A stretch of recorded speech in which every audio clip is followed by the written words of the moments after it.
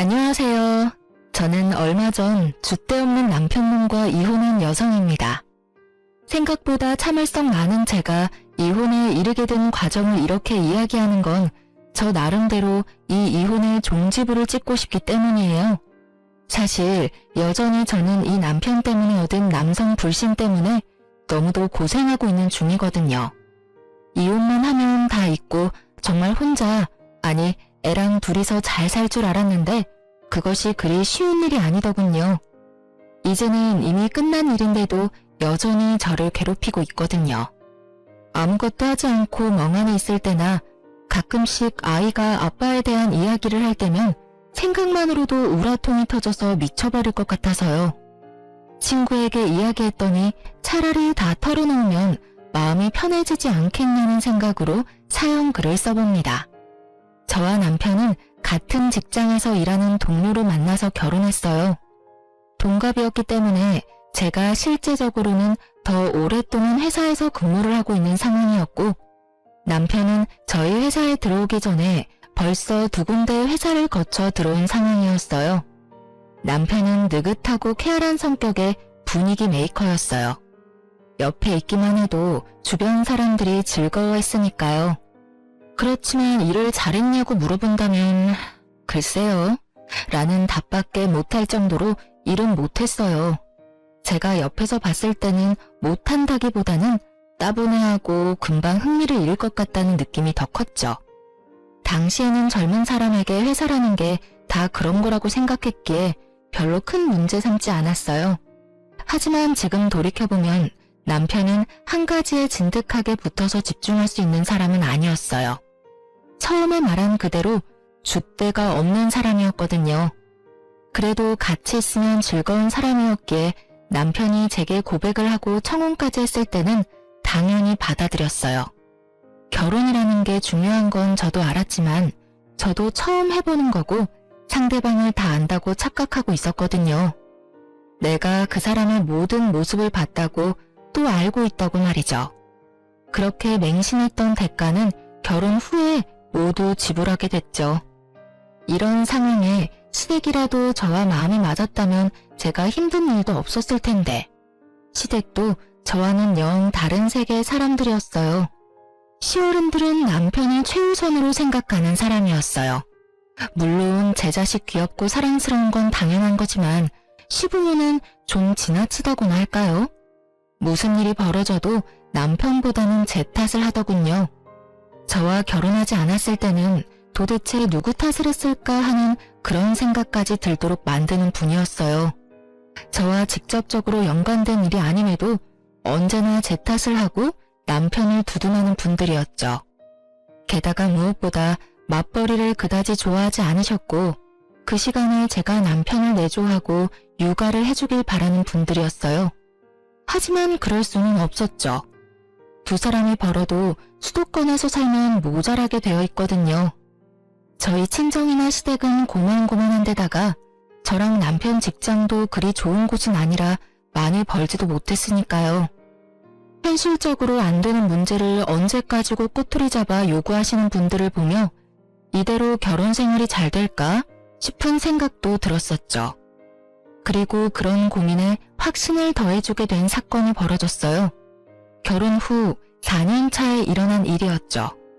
그때는 이미 첫째가 태어났고 저는 이제 막 육아휴직에서 복귀한 상황이었어요. 그런데 남편이 갑자기 며칠째 저한테 그런 소리를 하더군요.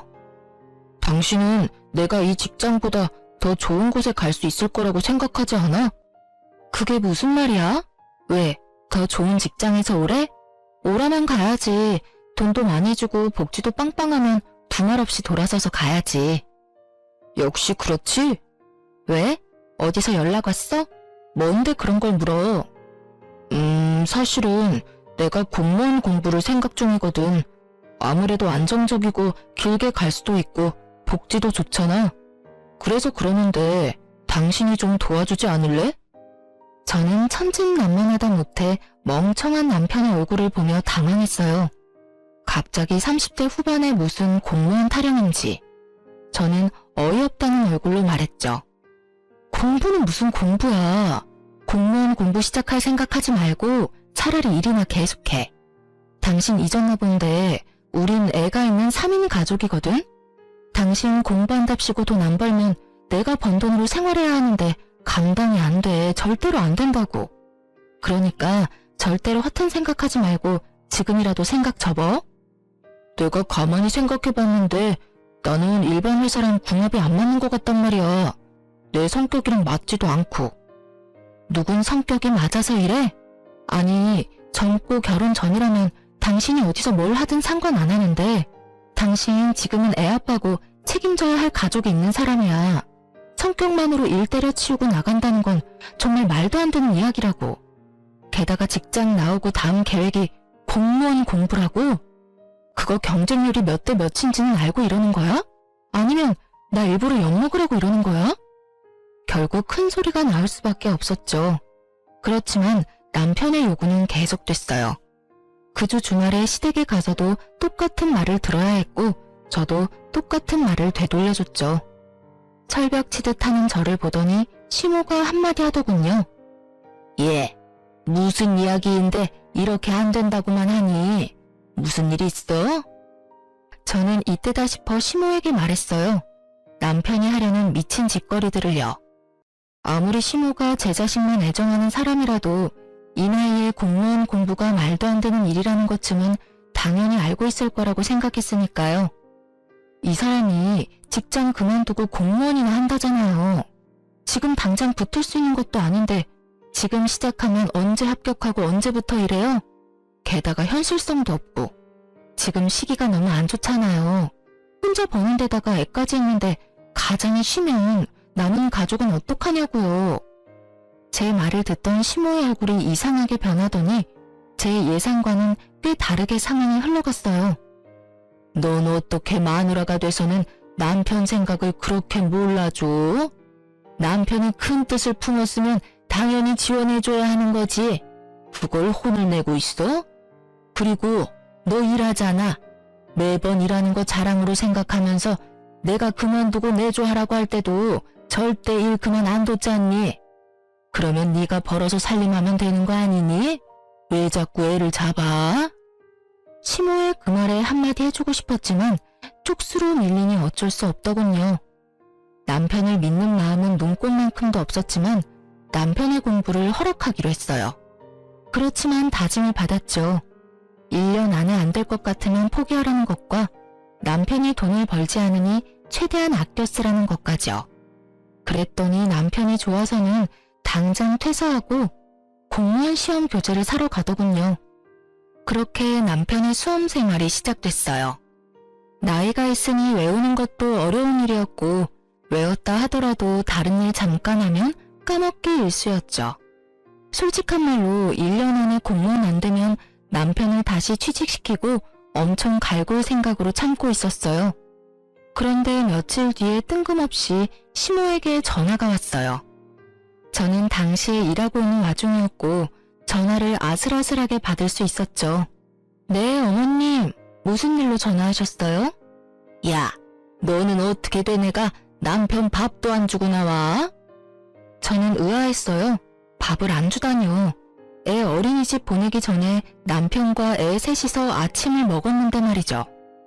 어머님, 아침은 같이 먹고 나왔는데요. 점심 말이다, 점심. 지금 시간을 좀 봐. 애가 여태껏 아무것도 못 먹고 불쌍하게 굶기나 하고. 애초부터 이 결혼이 잘못된 거지. 남편한테 관심이 없는 여자랑 결혼을 해서 그래. 시모 말에 저는 두통이 오는 머리를 주먹으로 퉁퉁 두드렸어요. 시모가 우리 집에 갔을 리는 없고 가지 않았다면 답은 하나죠. 남편이 시모에게 밥 못 먹었다고 찡찡댔다는 거. 그리고 그 이야기에 시모가 전화와서 이런 어이없는 말을 하는 거고요. 어머님, 죄송하지만 저는 지금 회사에서 일하는 중이에요. 가까우면 모르겠지만 왕복 1시간이고요. 갔다 오면 제 점심시간이 없어지는 데다가 남편이 밥 차려 먹을 수 있도록 준비 다 해놓고 왔는데 갑자기 이게 무슨 소리세요? 그 사람 집에서 공부하고 있거든요? 집에 있는 사람이 밥을 해 먹어야지 어떻게 밖에서 일하는 사람이 집까지 가서 밥을 차려주고 나와요. 네가 준비를 해왔으면 왜 우리 아들이 나한테 전화와서 배고프다고 난리를 피우겠어? 그리고 우리 귀한 아들이 왜 혼자서 밥을 차려 먹어? 너는 손이 없니 발이 없니? 네가 나와서 당장 챙겨주고 와. 일한다고 생색내나 본데 일을 해도 남편 내조는 해야 할 거 아니야. 우리 아들 지금 공부하고 다닌다고 너 무시하는 거야? 시모 말 들어보니 남편 놈이 배고프다고 시모에게 전화해서 떽떽거린 모양이었어요. 집안이 어떻게 되어 있는지도 모르고 무작정 저한테 전화해서 저부터 족치는 시모를 보며 팔이 너무 안으로 그것도 아주 기형적으로 굽은 게 틀림없어 보였어요. 공부한답시고 돈도 벌지도 않는 축내기만 하는 남편놈에게 제가 집에까지 가서 밥을 차려줘야 할 이유가 하나도 없었잖아요. 오히려 제가 열받아서 내쫓지만 않으면 다행인 일을 무슨 생각으로 제 탓을 하는 건지 저는 시모에게 따지려다가 참았어요. 시모가 뭘 알겠나. 남편놈이 시모에게 언지를 준 게 더 잘못된 거라고 생각했거든요. 그래서 그날 저녁에 남편과 한판 뜨기로 결정했어요. 열을 받은 채로 집에 들어가는데 정말 났던 화가 폭발할 정도로 집안이 엉망진창이었어요. 혼자서 공부만 하고 있던 남편이었어요. 애는 제가 출근하는 길에 어린이집에 보냈었죠. 그런데 집에 도착했는데도 애가 보이지 않더라고요. 우리 애 어디 갔어? 어린이집에서 안 데리고 왔어? 내가 왜 데리러 가? 당신이 여태까지 데리고 왔으면 끝까지 당신이 데리고 와야지. 왜 나한테 그걸 시켜? 나 안 보여? 지금 공부하느라 바쁘잖아. 남편놈은 공부하는 자리에 앉아 있었지만 거실 테이블과 소파, 탁자 위에는 남편의 흔적이 고스란히 남아 있었어요. 과자 봉투와 음료수병, 커피를 마시고 씻지 않은 컵까지. 제 눈에는 남편이 오늘 하루 놀고 먹은 결과만 보였죠. 게다가 애도 데리고 오지 않다니 화가 머리끝까지 났어요. 당신한테 공부하라고 한 건 맞지만 상식적으로 집에서 공부만 하는 거면 애는 당신이 좀 데리고 와야 하지 않아? 애 어린이집이 아파트 단지 내에 있는데 거리가 멀지도 않은데 왜 매번 내가 데려올 때까지 기다리는 거냐고. 내가 항상 늦어서 어린이집에 죄송하다고 말하며 애 데리고 오는 거 알고 있으면서 이 시간까지 애를 그냥 놔두는 게 말이나 돼? 애가 있으면 시끄러워서 공부가 안 돼. 그래서 안 데리고 온 거고. 좀 그런 거로 나한테 짜증내지 마. 나도 열받으니까. 남편의 그 말에 뒷골이 확 당기더군요. 자기가 뭔데 열이 받아요? 이 상황에 열받을 사람은 저 말고 없잖아요. 결국 저도 남편에게 한마디 했어요. 당신 공부하라고 그냥 놔둔 건 당신이 하고 싶은 거 마지막으로 하게 해주려던 것뿐이야. 그런데 당신이 공부한다는 핑계를 대면서 이 집안에서 아무런 일도 하지 않으려고 하는 건 용납 못해. 무슨 말이냐고? 이 집은 전세이긴 하지만 내 집이고 돈 버는 사람도 나뿐이거든? 앞으로 적당히 하지 않으면 쥐뿔도 없을 거라는 이야기야. 적당히 눈치껏 알아서 하지 않으면 나도 당신처럼 일 그만두고 공기업이나 확 준비해버릴 테니까. 그러면 아무도 돈 못 벌고 우리 셋 나란히 이 집에서 아사하는 거야. 알았어? 소리를 지르는 제 모습이 생소했는지 남편이 연신 당황한 표정으로 어색해하고 있기만 하더군요. 저는 남편에게 말했죠.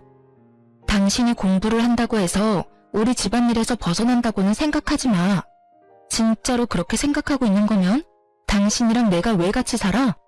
부부는 함께 사는 사이지 한 사람이 희생하는 관계는 아니잖아.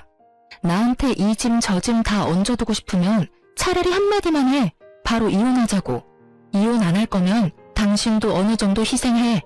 지금 현재도 나만 희생하고 있는 거 알고는 있지? 결국 제 말에 남편이 쫄았는지 그 뒤로는 그런 막무가내 짓은 안 하더군요. 그리고 어지럽혀 두었던 식탁이며 거실도 집에 올 때는 다 정리가 되었죠. 그제야 사람 사는 집처럼 보였어요. 솔직하게 말해서 남편이 일을 하지 않으면 제가 조금은 편해질 줄 알았는데 제가 더 불편해질 줄은 몰랐거든요. 게다가 남편이 일을 그만뒀으니 저라도 많이 벌어보려고 야근을 많이 잡아놓은 터라 피곤함마저 가득했으니까요. 그렇지만 이렇게 고생해보면 남편도 곧 제정신 차리겠지 하는 마음으로 버텼어요. 그렇지만 그만두겠다고 하지는 않더군요. 오히려 더 오기가 생긴 것처럼 예전보다 더 열심히 하더군요. 그래, 뭐 이것도 괜찮겠다 싶었어요. 차라리 진짜 공무원이 되면 제가 힘든 일이 없어지게 될지도 모르니까요. 그런 생각으로 남편을 놔뒀어요. 다만 그 이후로는 일하지 않으면 사람 대접을 하지 않겠다고 하니 남편이 설거지며 아이 등 하원을 시켜주더군요. 이때가 가장 평온했고 별일 없는 날들이었던 것 같아요. 그 뒤에는 제 상상을 초월하는 일이 벌어졌거든요. 얌전히 공부만 하고 있을 거라 생각했던 남편이 어느 날은 제게 슬며시 다가와 한마디 툭 꺼내더군요. 나 직장 생활은 내 체질에 안 맞는 것 같아.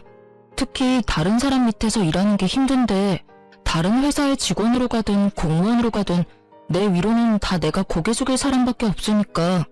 그래서 이번에는 특별히 장사를 한번 해볼까 싶은데 어때? 저는 너무 당황했어요. 공부를 시작한 지 1년이 지나서야 그런 말을 하더군요. 당신 지금 공부한 지 1년이나 됐어. 장사라니. 그거 할 거면 공부는 뭐하러 한다고 그랬어? 1년이라는 시간을 투자했으면 모든 결과를 보고 결정해야 할 거 아니야. 결과보다는 내 성격이 그런 것 같아. 어차피 공무원도 계급사회인데 내가 적응 못할 것 같거든. 그럴 바엔 차라리 내가 사장인 자영업자가 되는 게 나을 것 같아서. 말을 한 번 내뱉었으면 좀 지켜. 당신이 하는 생각에 이리저리 휘둘려야 하는 내 생각은 안 해? 1년째 혼자 집안 살림하며 돈 쓰고 있는데 당신은 나한테 미안하지도 않아? 미안하게 생각하니까 장사를 하겠다는 거잖아. 내가 그런 성격이 아닌데 어떻게 하고 싶지 않은 걸 시켜? 내가 하라고 했어? 난 분명히 처음에 당신 공부하고 했을 때 말렸거든? 한참 공부시켜 놓으니까 이번에는 뭐? 장사? 난 절대로 그거 허락 못해. 차라리 지금 공부를 계속하던지 해. 이래서 당신이랑은 대화가 안 된다고. 알았어. 내가 대충 알아서 할 테니까 당신은 신경 쓰지 마. 신경을 쓰이지 않을 리가 없잖아요. 그날 이후로 저는 남편의 일거수일투족에 신경을 썼어요. 뒤를 쫓는 정도는 아니었지만 그래도 이 사람이 무엇을 하고 있는지 정도는 알아야 한다고 생각했어요. 사고 치기 전에 막아야 한다는 일념으로 말이죠. 그런데 한창 남편이 공부도 팽개치고 열심히 여기저기 움직이더군요. 그러더니 장사 이야기가 나온 지 한 달 만에 저한테 말하더라고요. 당신 돈 좀 있어? 나 꼭 필요한데 써야 하는데 좀 빌려줘. 나중에 2배로 갚아줄게. 무슨 일이야? 설마 또 장사 때문에 돈 빌리는 거면 난 절대 못 줘. 난 승산 없는 일에는 투자 안 해. 승산이 왜 없어? 이번에 친구 정훈이 좋은 아이템 가져왔거든? 당신도 들으면 진짜 혹할 것 같은데. 지금 가게 리모델링에 돈이 좀 쪼들려서 그래. 당신이 좀만 도와주면 안 될까? 장사하는 거면 돈 안 준다고 했지. 그리고 벌써 일 다 버렸잖아. 게다가 동업? 그리고 리모델링이면 이미 가게가 들어섰다는 건데 가게 세울 돈은 어디서 났어? 내가 받은 퇴직금 좀 넣었지. 그리고 모아뒀던 돈도 넣었고. 저는 제 귀를 의심할 수밖에 없었어요. 남편이 가지고 있던 돈을 다 털어놓았다는 말이었거든요.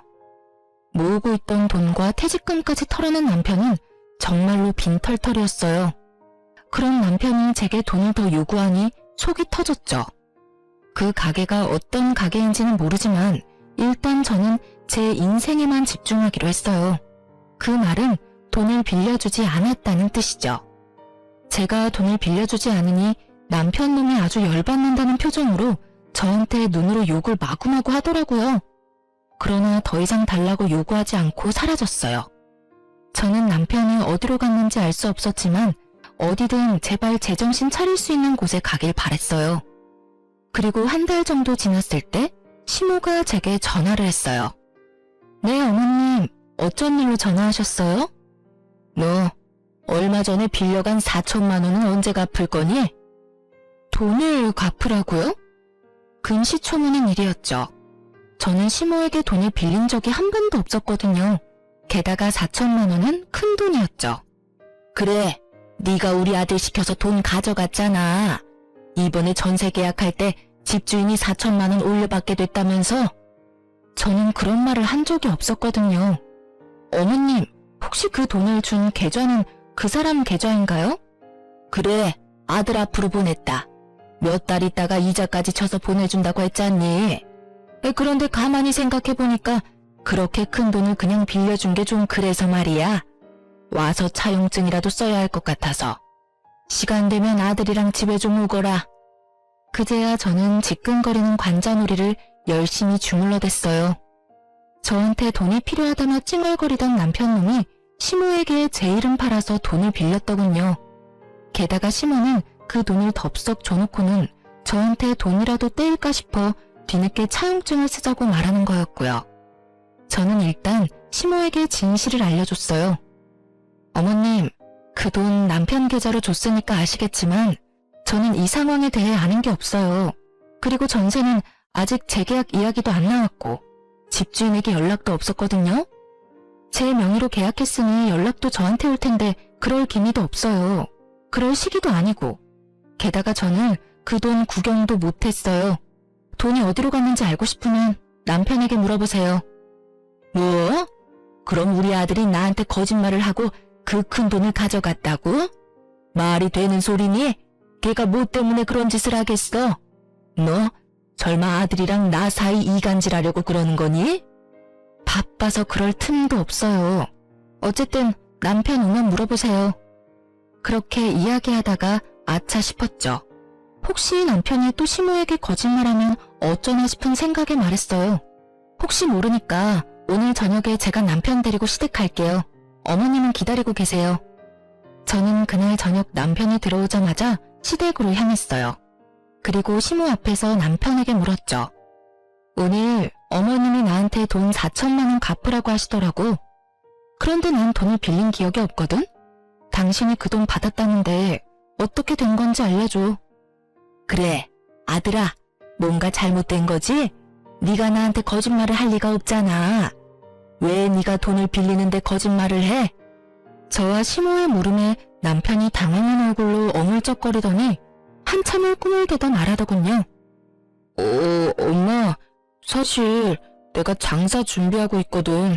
리모델링 비용이 모자라서 돈 좀 빌리려고 와이프한테 이야기했는데 와이프가 못 빌려준다고 하더라고. 그래서 엄마한테 빌린 거야. 역시 장사였어요. 하지 말라고 하는데도 끊임없이 돈을 갖다 바르는 걸 보니 정말 화가 머리끝까지 났지만 시모 앞이라 최대한 참으며 말했죠. 아무리 돈이 급해도 그렇지 마누라 팔아서 돈 마련하는 사람이 어딨어. 당신 혹시라도 그 돈 못 갚으면 나한테 책임 전가하려고 그런 거야? 그런 거 아니야. 그냥 빌려달라고 하면 안 빌려줄 것 같아서 그랬지. 당신도 나한테 무조건 안 된다고 안 빌려준다고만 했잖아. 남편의 생떼를 쓰는 소리에 저는 눈앞이 캄캄하더군요. 이게 책임감을 가진 가장이 할 소리인가 싶었죠. 그렇게 원하면 본인이 차를 담보로 잡아서 대출을 받든 자기 이름으로 신용대출을 끌어다 쓰든 방법이야 여럿이었을 텐데 고작 선택한 방법이 시모에게 마누라 이름 팔아 돈을 마련하는 거라니. 그런데 더 웃긴 상황은 이 다음에 벌어졌어요. 다 네 탓이네. 며느리 네가 우리 아들 길을 죽이고 다니니 애가 길을 못 펴고 우리한테까지 거짓말을 하게 됐잖아. 네가 뭔데 우리 아들을 괴롭혀. 그깟 돈이 뭐가 그렇게 소중해서 장사하겠다는 애를 못하게 막냐고. 그만 좀 하세요. 지금 이 사람 2년 동안 한 일이 뭐가 있는지 아세요? 그 귀한 시간 절반 넘게 공부한답시고 집에 틀어박혀서 제가 벌어다주는 돈으로 느긋하게 살더니 이제 와서 장사하겠다고 집에 있는 돈 다 가져가려고 하잖아요. 둘이 벌어도 모자란 판에 어떻게 혼자 벌고 있는 사람한테 돈 내놓으라고 하냐고요. 제가 뭐 어디 가서 가장 노릇하라고 했어요? 공부하고 싶다고 해서 공부시켜줬더니 시험은 합격도 못 해놓고 이제 와서 장사하겠다고 저러는데 어떤 마누라가 돈을 내놔요? 지금 당장 내 새끼 밥 해먹을 것도 걱정되는 판국에. 너 말 다 했니?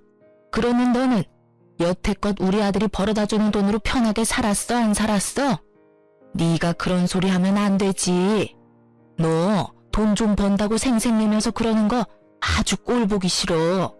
왜 우리 아들이 너한테 그런 대접을 받으면서 살아야 해. 그 말을 듣는데 정말로 하늘이 무너지는 기분이었죠. 편하게 살긴 누가 편하게 살아요? 제가 지금 편하게 사는 것처럼 보이세요? 일도 안 하는 남편 공부시키느라 애 등하원도 제가 하고 애 밥 먹이는 것도 제가 하고 집안일도 돈 버는 것도 제가 하는데, 그리고 어머님 말씀대로면 지금 당장 있는 돈 없는 돈 다 긁어모아서 남편 장사하는 데 넣어주고 우리는 길거리에 나 앉아서 손가락이나 빨고 있으라 그 말이에요? 제가 적나라하게 말하자 그제야 시모가 눈치를 보더니 딱 잡아떼더군요. 내가 언제 그렇게 말했어? 넌 사람을 꼭 그렇게 이상한 사람으로 만들어야겠니? 그게 아니면 뭔데요? 제 말이 어머니 말이랑 뭐가 달라요? 집에 있는 여윳돈은 다 남편한테 갖다 바쳐라 이거잖아요. 일도 안 하고 집에서 쳐놀기만 하는 주제에 사고나 치고 다니는 남편한테. 말이 통하지 않는 시모와 눈치 보며 그저 여기서 벗어나길 바라는 싹퉁머리 없는 남편놈을 보면서 저는 끓어오르던 화가 터져버렸어요. 됐어요. 이런 말 할 필요도 없네요. 당신 이혼해. 줏대없는 당신 때문에 고생하며 여기까지 왔는데 더는 못하겠어. 내가 왜 이런 취급 당하면서까지 당신하고 같이 살아야 해? 애는 내가 데리고 살 거니까 당신은 당신 원하는 대로 공부를 하든지 장사를 하든지 마음대로 해. 제 이혼 이야기에 남편은 당황해서 변명부터 하기 바쁘더군요. 이혼? 갑자기 웬 이혼이야. 장사 한번 하겠다는데 이혼하는 건 너무한 거 아니야? 나한테도 시간을 줘야지. 난 그 시간 못 기다려. 솔직하게 말해서 지금도 싱글맘 기분이야. 이혼을 안 하면 사고 많이 치는 애랑 어린애 둘을 키우는 기분일 거고, 이혼하면 그냥 어린애 하나 키우는 기분이겠지. 그러니까 이제 그만하자. 당신 진짜 이럴 거야? 솔직하게 말해서 당신만 이혼하고 싶은 건 줄 알아? 내가 하고 싶은 말이었어. 그래도 당신 고생한 거 알고 있으니까 여태껏 내가 참은 거지. 뭘 참았는데? 네가 도대체 뭘 참았다고 네 입에서 이혼 이야기가 나와. 결혼해서 마누라 고열 빨아가며 열심히 놀았으면서 당신이 뭘 참았는데? 내가 한 잔소리가 그렇게 듣기 싫었어? 당신이 정상적으로 직장만 다니고 있었어도 내가 그랬겠어? 와, 내가 이런 남자랑 결혼했다니 진짜 최악이다, 최악. 그래, 당신도 이혼하고 싶었다니 다행이네. 질질 끌고 할 필요도 없이 깔끔해서 좋겠어. 이런다고 내가 무서워할 줄 아나 본데 당신이나 후회하지 마라. 여태껏 나 깔본 거 생각하니까 더 열받네. 줘, 이혼 서류.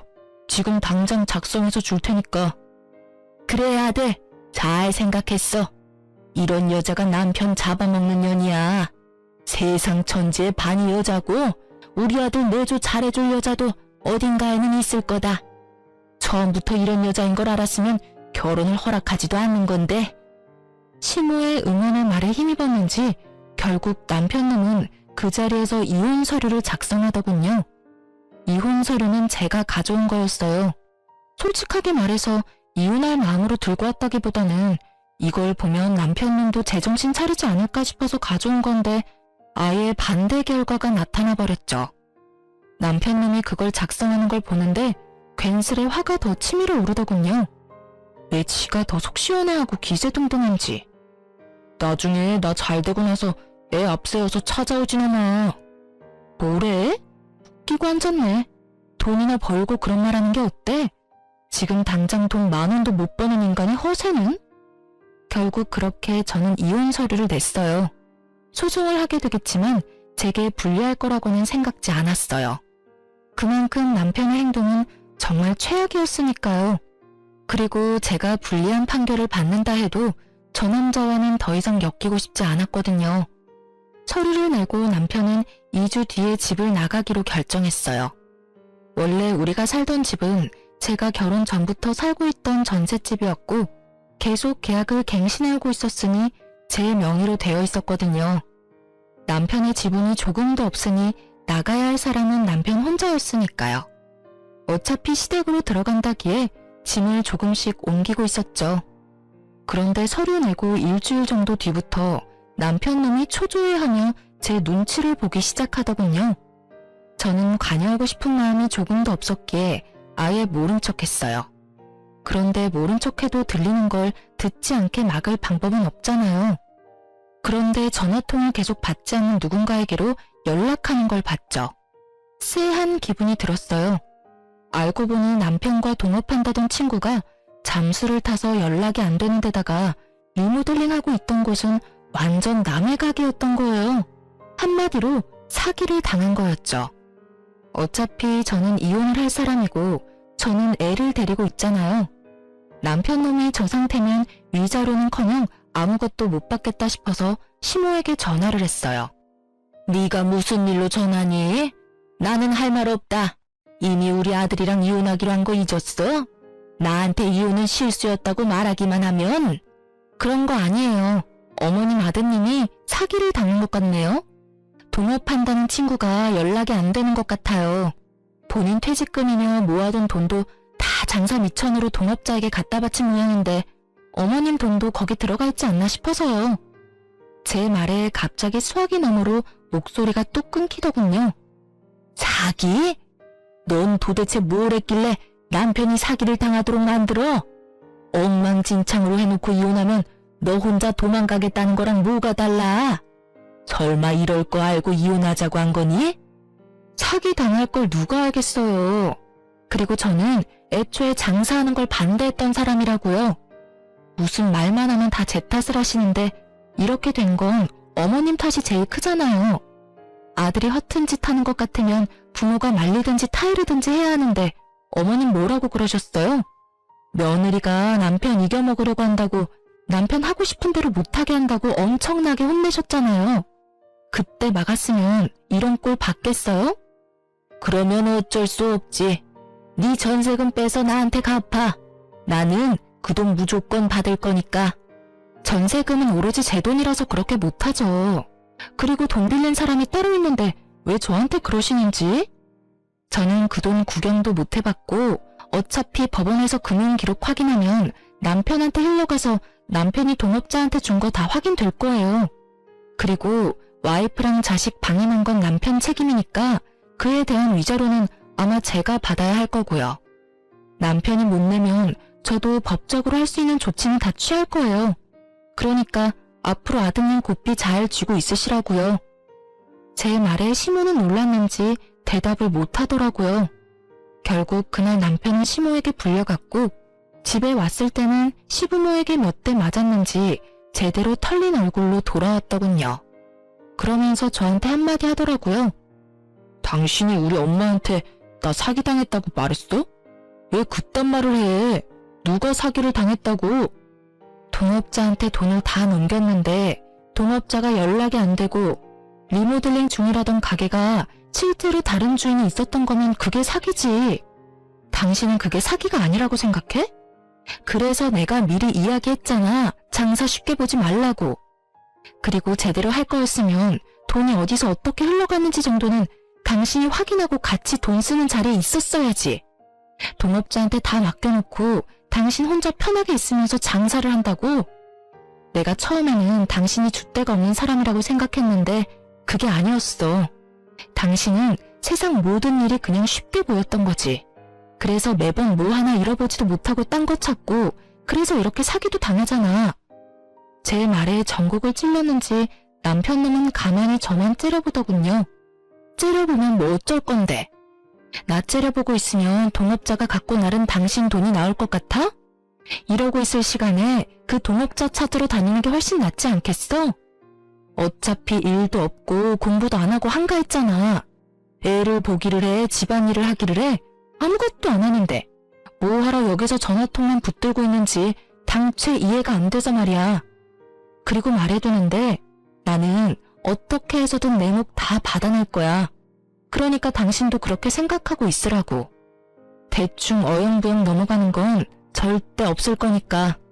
구구절절 다 맞는 소리를 하니 뭐라 말하지도 못하고 여기서 더 싸웠다가는 오히려 이혼에 더 불리해질 것 같으니 남편 놈은 조용히 화를 삭히더군요. 만약 사기당할 화를 저한테 다 쏟아냈으면 저도 참지 않고 완전 맞받아칠 작정이었는데 그렇게 되지 않고 끝났어요. 남편 놈은 그날 저녁에 바로 남은 짐을 다 싸서 시댁으로 갔죠. 그렇게 저와 남편은 이혼이 법적으로 정리될 때까지 사적으로 연락하지 않았어요. 그리고 이혼하고 나서 남편 놈의 근황을 듣고는 이혼 참 잘했다는 생각을 했어요. 전 남편은 시댁에서도 밥만 축내며 지냈다고 하거든요. 의욕도 없고 의지도 없고 인연을 내일이 놀아서 회사 생활에 아예 흥미를 잃은 전 남편이 시부모 눈에도 아주 밉보였나 보더군요. 하긴 결혼시켜서 밖에 내놓았을 때는 가까이 있지를 않으니 귀하고 자랑스러운 내 자식이겠지만 집에서 저렇게 철없는 아들을 보고 있으면 어느 부모가 화가 안 나겠냐고요. 게다가 전 남편이 일을 하지 않고 백수로 지내니 저에게 와야 할 양육비가 오지 않게 된 거죠. 제가 매번 남편에게 양육비 달라고 하면 전 남편은 시부모에게 돈 좀 붙이라며 시부모에게 떠맡기기 바빴거든요. 그게 1년이 넘게 지속되자 시부모님들도 알게 된 거죠.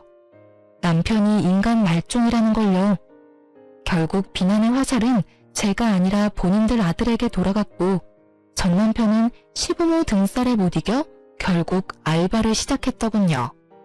취직을 하려니 공백기가 좀 있는 데다가 본인도 이제 회사 생활이 영 맞지 않다고 생각했는지 아니면 여가 시간을 즐기고 싶었는지 파트타임 알바를 다니고 있더군요. 그리고 일하고 나서 얼마 안 돼서 저한테 연락이 왔어요. 여태까지 한 번도 애를 보러 오지 않았던 놈이 갑자기 애가 보고 싶다고요. 애가 보고 싶다는 아빠를 외면할 수는 없으니 일단 만날 약속을 잡았어요. 그런데 이놈이 만나자마자 어이없는 말을 하더군요. 나 얼마 전에 일자리 구했어. 일도 지금 하고 있고. 지금 생각해보면 나 생각하고 걱정해주는 사람이 당신뿐이었는데 내가 왜 그랬나 모르겠어. 우리 이혼 다시 한번 생각해보지 않을래? 이대로는 내가 너무 미안해서 그래. 당신한테도 아이한테도. 일자리 구했으면 열심히 일해서 양육비나 보내줘. 나는 당신하고 다시 좋은 마음으로 살 자신이 없거든. 솔직히 당신이 변했다고 해도 이미 내 안에서 당신이라는 사람은 애한테 신경도 안 쓰고 자기 좋을 대로 사는 사람으로 고정되어 있으니까. 그냥 한순간의 일탈이었다고 생각하면 안 돼? 나도 나쁜 의도로 그런 건 아니잖아. 다 우리 가족 잘 되라고 한 선택이었는데 그게 잘 안 됐을 뿐이고. 만약에 내가 한 선택들이 다 잘 됐다면 당신도 나와 이혼하지는 않았을 거 아니야. 아니, 그래도 나는 당신이랑 이혼했을 거야. 당신이 착각하고 있는 것 같은데 내가 확실하게 말해줄게. 당신이 잘 되고 못 되고를 떠나서 당신이 한 선택들은 나랑 애를 생각하면 선택할 수 없는 일들 뿐이었어. 와이프를 일하게 하고 애도 돌보지 않고 하지 말라는 것만 골라서 한 모든 것들이 말이야. 그러니까 한마디로 너는 네 생각만 하는 이기적인 놈이라 이거지. 그러니까 다시 이혼해도 넌 똑같이 이기적인 선택을 할 거야. 그리고 당신이 변했다 해도 나는 다시는 너한테 안 가. 내가 아는 다른 사람과 잘해봐. 나는 2번을 당했으니까 3번은 당하고 싶지 않거든? 내 인생을 걸고 그런 도박을 하라는 건 좀 너무하지 않냐? 제 말에 강한 비난을 읽었는지 남편은 다시 입을 꾹 닫더군요. 제가 넘어올 줄 알았나 봐요. 그렇게 남편은 애를 보는 둥 마는 둥 하고 돌아갔어요. 그리고 그날 저녁에 시모에게서 전화가 왔어요. 이번에는 또 어떤 탓을 하려나 싶어서 전화를 받았죠. 그래, 잘 지내니? 애도 잘 지내지? 오늘 아들이 왔다 갔지 않아? 네, 다녀갔어요. 저는 긴 말하고 싶지 않았어요. 전 남편이 재혼 이야기 꺼낸 것도 하고 싶지 않았고요. 그런데 시모가 그러더군요. 네가 우리한테 서운한 마음인 건 잘 알아. 그렇지만 너희는 가족이잖니? 우리 아들 저렇게 집에서 처량하게 있는 거 보니 딱하고 안 됐어. 나도 그렇고 아들도 그렇고 다시는 너 하는 말, 너 하는 일에 토달지 않겠다 다짐하마. 그러니까 우리 아들 좀 다시 데려가, 응? 저는 이 대목에서 웃을 뻔했어요. 같이 살아보니 자기 아들이 어떤 인간인지를 알았던 모양인지 빠르게 저한테 보내고 싶어서 안달이 났더라고요. 그런데 제가 받아줄 리가 없잖아요. 이제 와서 입 싹 닫고 다시 데려가라는 건 좀 너무하시지 않나요? 그렇게 자랑스럽고 사랑스러운 아드님이면 어머님이 직접 데리고 있는 게 맞는 거 아닐까요? 솔직하게 말해서 저는 자기만 소중하게 생각하는 남자는 필요가 없거든요. 아무리 답답해도 어머님한테는 아들이니까 이해하고 넘어갈 수 있겠지만 저는 생판남인데다가 그 사람 때문에 피해만 본 사람인데 제가 왜 그 사람을 데려가요? 그 사람이 저와 아이를 가족으로 생각했으면 잘하던 일 때려치우고 공부한답시고 백수돼서 돈을 축내는 일을 했겠어요? 와이프가 하지 말라고 단단히 일렀는데도 장사해보겠다고 있는 돈 다 때려받고 사기 당할 일 만들었겠어요? 사기치려는 놈한테는 못 이긴다는 거 알아요. 그러면 그 동업자라는 사기꾼 말 듣기 전에 마누라 말을 조금이라도 귀담아 들었으면 이런 일이 없었을 거잖아요. 제가 왜 어머님을 위해서, 전 남편을 위해서 다시 재혼이라는 희생을 해야 할지 모르겠네요. 그냥 아드님 옆에 계속 데리고 사세요. 저는 사고만 치고 가정에는 충실하지 않은 이기적이고 줏대없는 남자는 필요 없거든요. 저는 제 할 말만 하고 전화를 딱 끊어버렸어요. 이 얼마나 뻔뻔하고 계산적인 사람들인지. 아무리 봐도 자기가 감당 못할 것 같으니까 저한테 다 넘기려는 수작이잖아요. 게다가 전 남편도 시모보다 더 답이 없는 놈이죠. 이혼할 때 그렇게 기세등등하게 큰 소리 쳤잖아요. 잘 되고 나서 애 앞세워서 찾아오지 말라고요. 그 짓을 지가 지금 하고 있는데 제가 받아줄 거라 생각한 게 웃기지 않나요? 그 이혼 직전의 인연은 제 인생의 암흑기와 마찬가지예요. 그때를 생각하면 진짜 자기 혐오에 빠질 정도거든요. 그래도 어떻게든 너무 늦지 않은 시기에 빠져나와 천만다행이라고 생각하고 있어요. 실은 전 남편이 공부를 한다고 했을 때부터 이혼을 해야 하나 싶은 마음이 있었던 것도 사실이고 그때 이혼을 했다면 제가 그만큼 고생할 일도 없었겠죠. 하지만 그 당시에는 그 사람을 한번 믿어보고 싶은 마음이 있었던 건지도 몰라요. 물론 배신당했지만요. 그랬기에 두 번째에는 더 늦기 전에 이혼할 수 있었던 것 같아요. 이렇게 사연글을 통해서나마 제 이혼을 털어놓고 나니 마음에 마침표가 찍혀진 기분이네요. 저와 이렇게 어울려주신 분들께 감사드립니다. 좋은 일로 다시 글을 써볼 기회가 있었으면 좋겠네요. 들어주셔서 감사합니다.